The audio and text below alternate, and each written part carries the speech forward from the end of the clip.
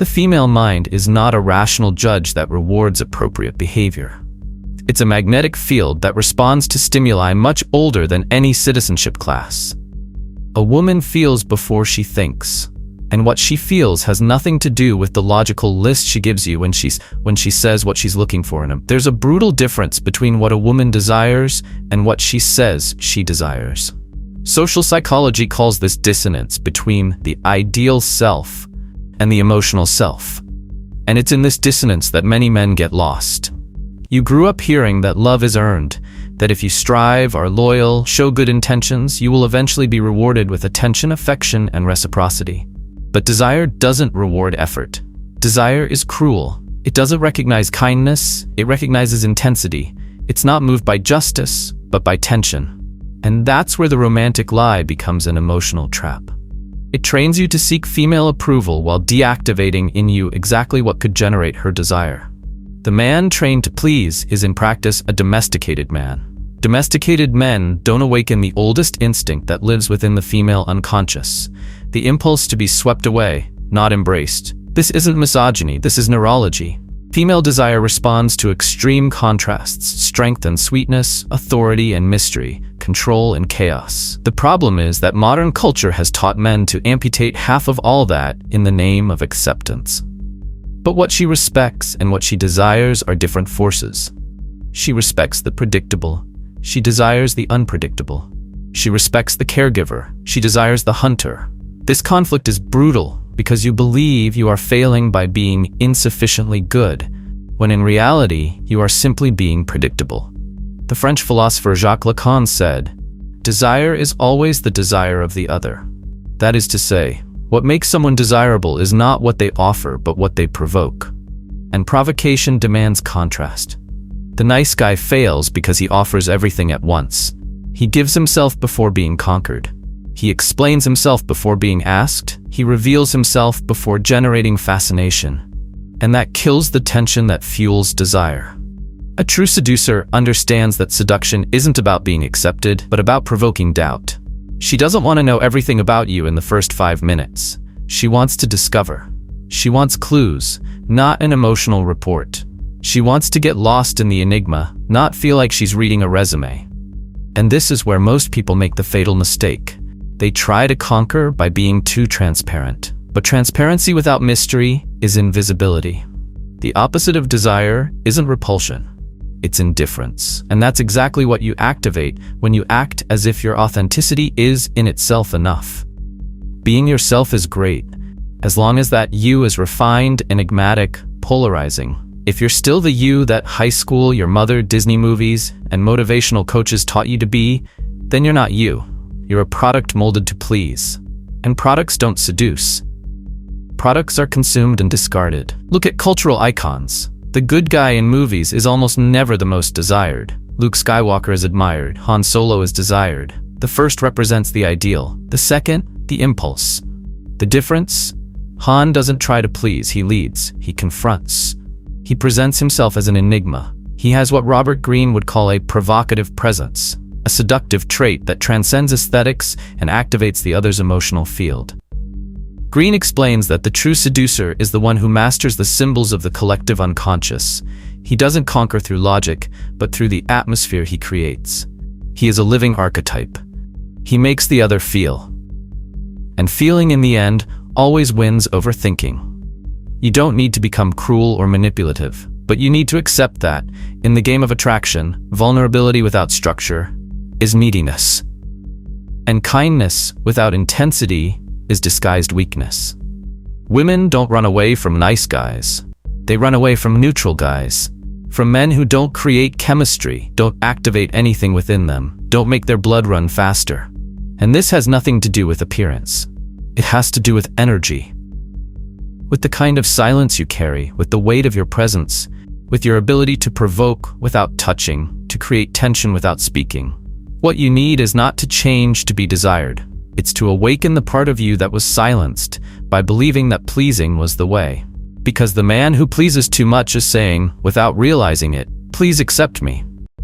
And the subtext of that is, "I am not enough on my own." And that subtext, she feels it. Even before you realize you're transmitting it. Have you ever noticed how women's choices of desire often seem to contradict logic? As if, faced with two men, one balanced, emotionally stable, respectful, she for some reason she can't even explain, feels magnetically drawn to the other?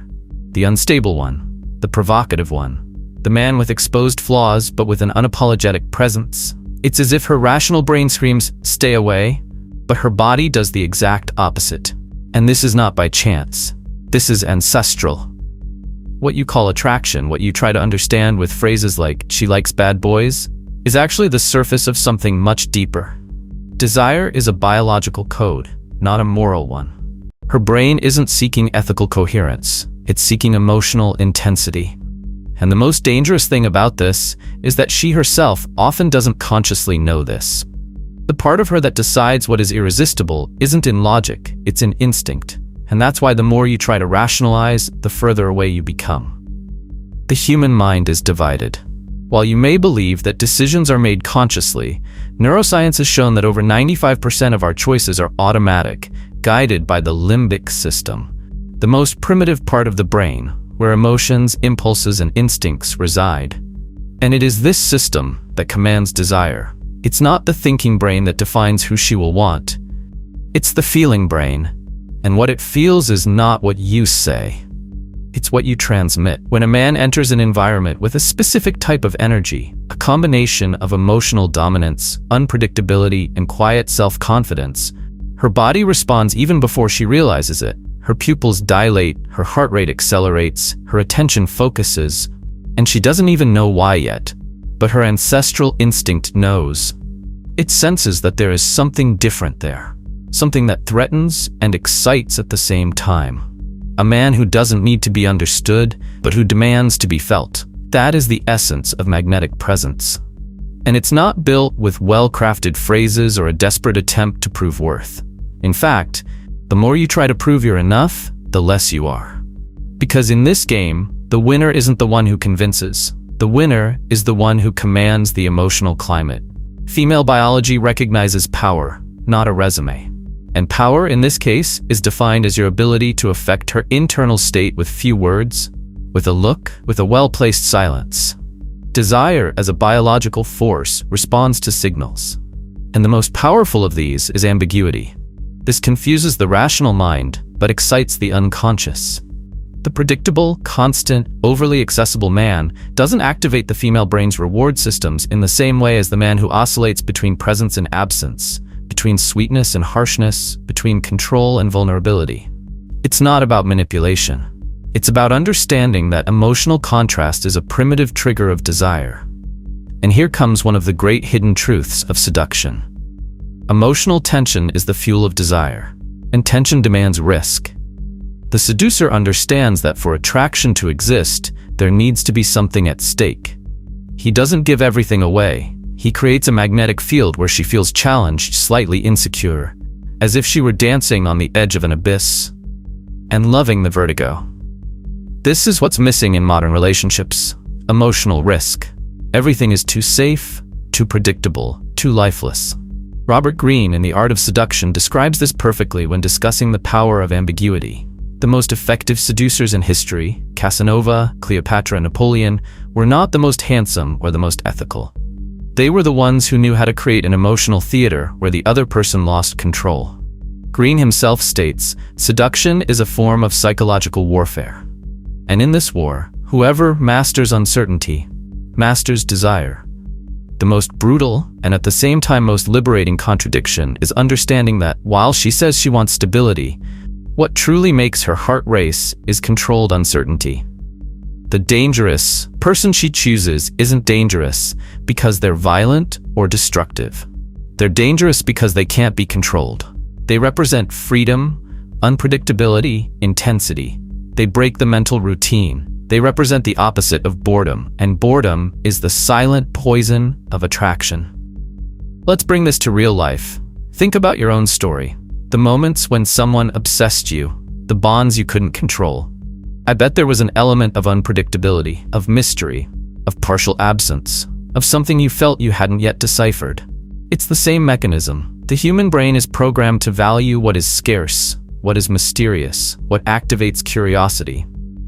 And seduction is that, activating the other person's brain so that they seek you out, decipher you, desire you. Psychologist John Gottman, a world-renowned expert on relationships, discovered in his studies that couples with high attraction maintained over the years have something in common: the presence of erotic tension. Small games, strategic distance, the feeling that the other person still has unrevealed parts. In other words, seduction doesn't die when the relationship begins. It dies when predictability dominates, when the other person becomes an open book with no new pages to turn. That's why many men, even after conquering a woman, realize that her desire evaporates, because they believe that once she's there, it's enough to maintain comfort. But desire doesn't survive in comfort. It needs edges, small threats to the balance, renewed emotional tension. And if you don't understand this, you become just the emotional provider, useful but not desired. Returning to the idea of danger. She will choose the most dangerous because danger represents intensity. But the real secret lies in being dangerous intelligently, not in a destructive sense, but in a magnetic sense. The dangerous man is the one who can take her to emotional places she doesn't control. He knows what to say without seeming like he's trying to seduce her. He oscillates between a firm presence and strategic absence. He is the terrain where she loses control and feels alive because of it. An example of this is the technique known as mirroring desire. Present in the Forbidden Manual, it consists of deeply observing the other person's emotional patterns and subtly reflecting what she herself seeks but doesn't yet understand. It's a kind of dance where you become the reflection of unspoken longings. This creates a visceral connection because the other person feels they have finally found someone who understands their depths, even without words. Mirroring is not flattery. It's emotional reading combined with ambiguity. It's showing that you understand her, but without ever fully surrendering. It's being the comforting presence and the unsettling mystery. It's this paradox that generates real desire. And the more emotionally complex the woman is, the stronger the impact of this technique will be. Another powerful weapon is emotional ambiguity. It's the ability to say something with a completely different subtext. For example, when you say in the right tone, it's funny how you try to hide what you feel with that rational way of yours. You're not just observing. You're elegantly penetrating her emotional field, planting doubt, provoking vulnerability. That's subtext. That's power. And here comes the point most neglected by men. Female desire is fueled not only by what you transmit, but by what you activate within her. You don't need to be the most handsome nor the richest. You need to be the most sensual. The man who makes her feel things she can't explain. Who makes her question herself, who takes her out of autopilot mode, who brings her back to her body. Because while logic binds, desire liberates.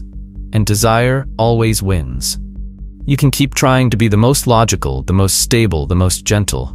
But meanwhile, another man, who understands the biological game, will play the piano on her limbic system. And you'll watch, perplexed, without understanding why she chose someone so wrong.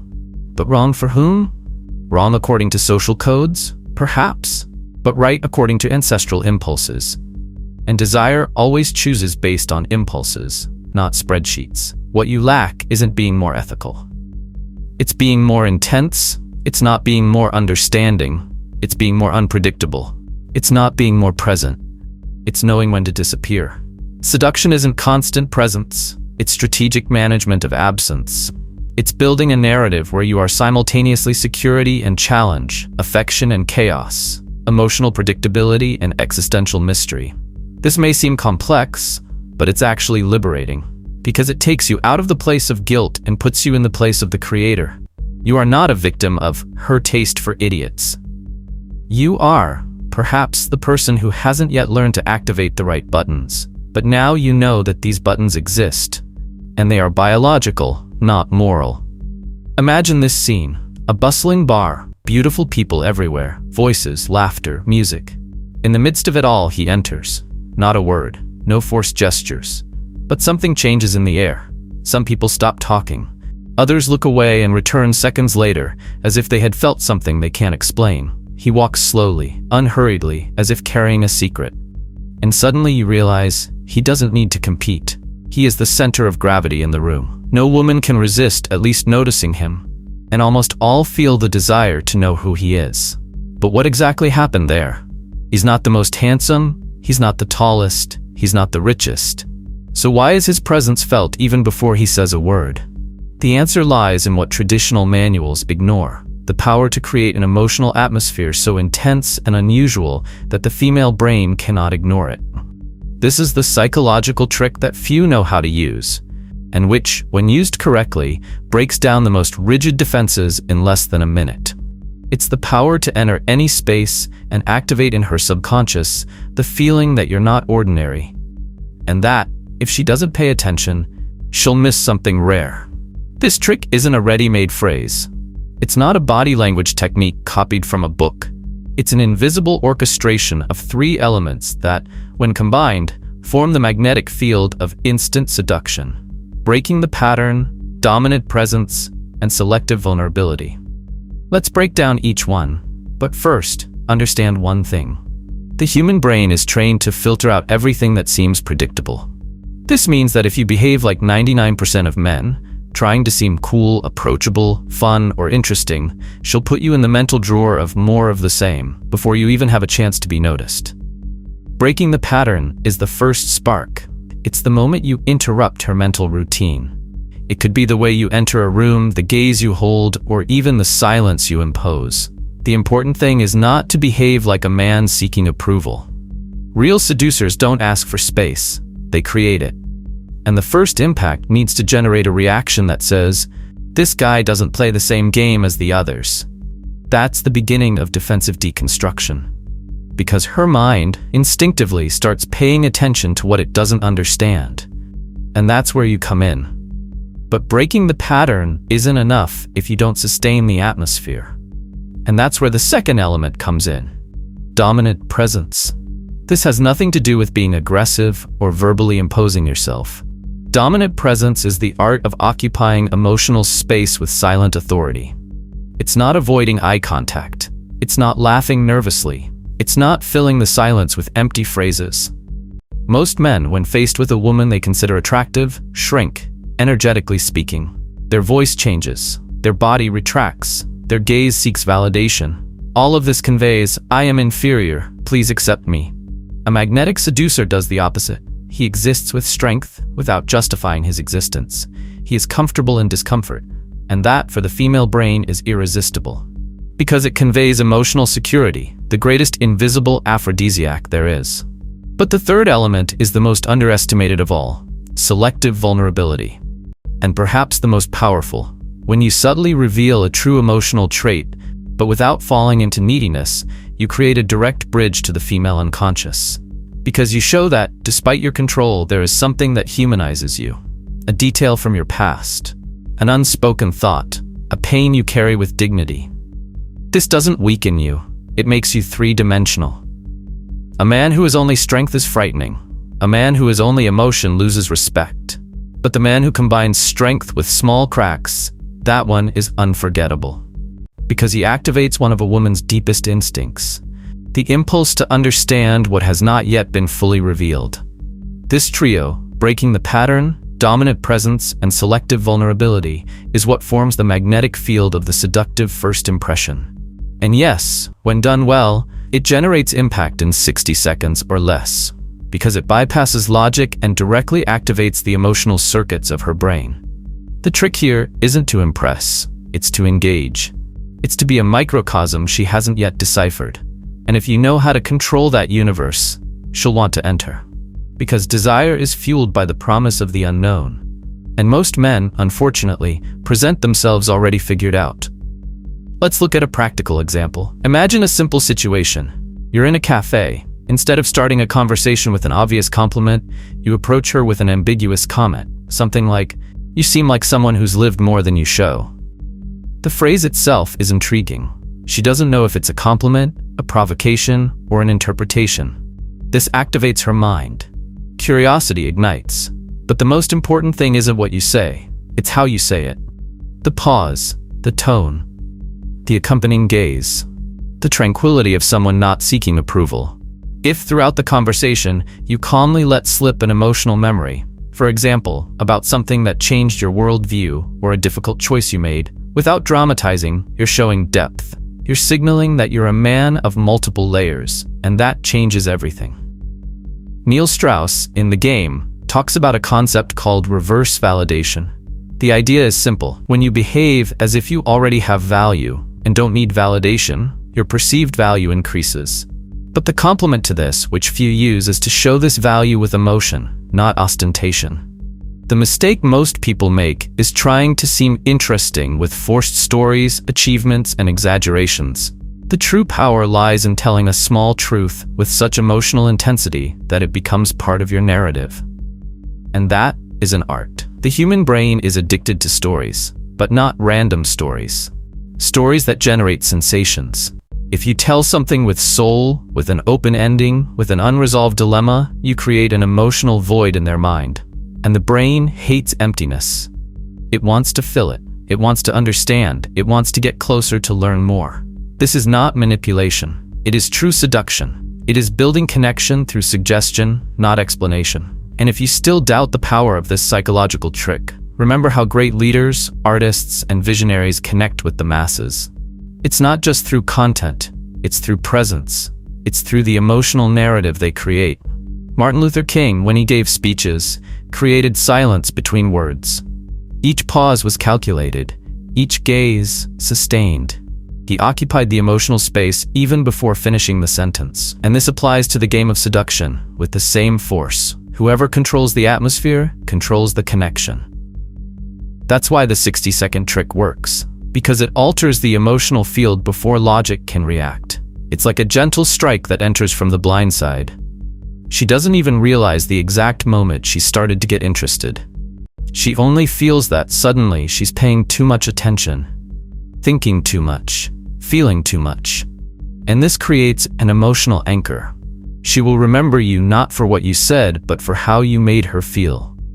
And if you dominated her emotional field, even for a minute, you've already entered her affective memory. And from there, she will never see you as just another guy again. But be warned. This requires practice, not performance. You can't fake presence, you can't force intensity. You need to become the man who carries that energy. And that only happens when you stop seeking validation and start operating from an internal place of value. When you understand that you don't need to conquer everyone, just be unforgettable to those who feel your vibe. The biggest mistake men make is trying to please the female world as if it were a homogeneous audience. But the women who will truly be attracted to you are those who resonate with your emotional frequency. And for that, you need to be in tune with who you are. You need to delve deeper. You need to work on your silence, your body language, your personal story. The 60-second trick isn't a shortcut. It's the result of an internal transformation. It's the external expression of a strengthened inner game. And if you're wondering how to train this, the answer lies in the details. Start by training your voice. Speak slower, lower, with intention. Train your gaze. Hold without intrusive, observe without judging. Practice silence. Stop filling every space with unnecessary words. Develop your narrative. Have real stories that show who you are, not who you want to appear to be. And above all, cultivate your energy. Because energy doesn't lie. And what she feels from you in the first 60 seconds is 100% energy, not logic.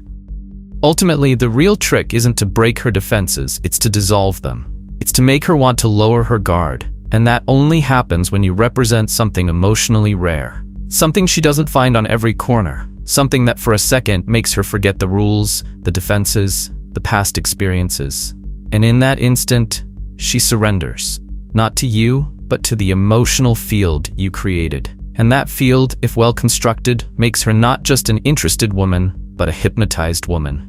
Now you understand. She doesn't fall in love with the right gesture, but with a rare sensation. She doesn't surrender to logic, but to the mysterious.